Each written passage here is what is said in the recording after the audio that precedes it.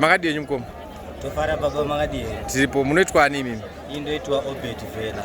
Mabva kupi? Ndabva kuchaona chiweshisa CENTENARY. Handitika. Sachimbotudza mimi mukuratidza kuti muri muyouth. Chokwadi.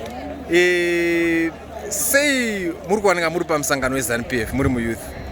Istimasi kuti ndofana kuwanika ndiri pamsangano. Because musangano ndokodzero yeupenyu hwangu ndora mangwana rangu saka ndofana kutsikira musangano. Kana muchiti ndokodzero yeupenyu hwenyu hwemangwana, chii chamaitirwa nemusangano weZanupf chinotaura kuti ndokodzero yenyu yeupenyu hwamangwana? Musangano weZanupf wakandipa pekurima, ndiri kuzvirimira ndega on myself.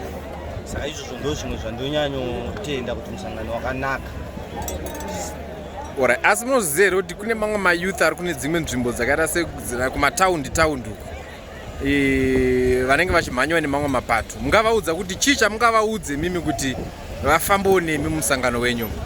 Chandokurudzira kumayouth mamwe vakaitawo seni vasati vaziva vari mumataundi ngavafambe nemusangano, vazive kodzero musangano, nokuti musangano wakanaka. Uri kukurudzira kuti seyouth unofanira kunge une pako uchiita development munyika yako, simudzira nyika yako, uye zvakare uchiwanawo kuzvibatira nemaoko ako.